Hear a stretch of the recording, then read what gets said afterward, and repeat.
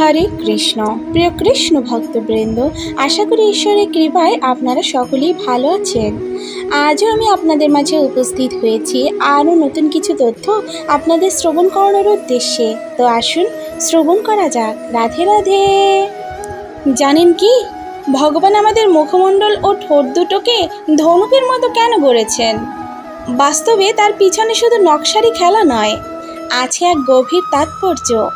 আসুন সেটাই আপনাদের আজকে শ্রবণ করাবো। ধনুক দিয়ে যেমন তীর ছুঁড়ে শত্রুকে ঘায়েল করা যায়, তেমনি এই ঠোঁট নামক ধনুক দিয়েও মানুষ প্রতিনিয়ত ছুঁড়ে চলেছে কথার তীর। এই ঠোঁট থেকে ছুটে যায় এমন কিছু শব্দ যা এক নিমেষেই কাউকে আকাশে তুলে দেয়। আবার কেউ কেউ সেই একই ঠোঁটের কথা শুনে চিরতরে ভেঙে পড়ে। কথার এমন এক অসীম শক্তি আছে যা চোখে দেখা যায় না, কিন্তু হৃদয়কে ক্ষতবিক্ষত করে দেয়।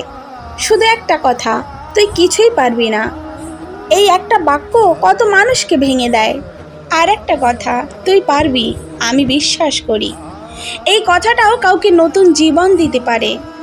ভেবে দেখুন, ঠোঁটের আকৃতি ধনুকের মতো, আর জিভ যেন সেই তীর রাখার জায়গা।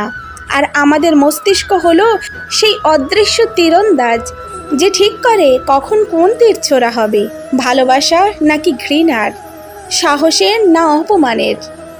আর একটা মজার ব্যাপার কি জানেন, এই ধনুক থেকে বেরোনো তীরগুলো আর ফেরানো যায় না। তাই একটু ভাবুন তো, একবার ঠোঁট খুলবে তো ঠিক করো কি ছড়বে, কথার মধু নাকি বিষ।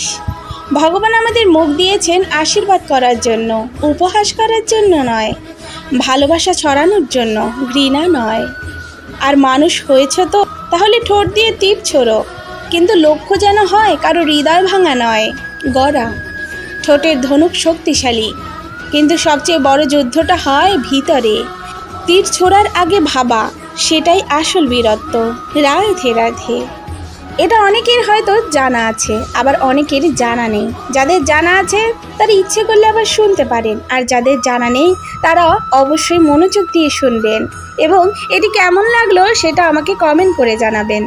তো এরকম শিক্ষণীয় বিষয় আরও শ্রবণ করার জন্য আমাদের চ্যানেলটিকে অবশ্যই সাবস্ক্রাইব করে আমাদের পাশে থাকবেন। তো আজ এই পর্যন্ত, আবারও দেখা হবে নতুন কোনো ভিডিওতে নতুন কিছু নিয়ে।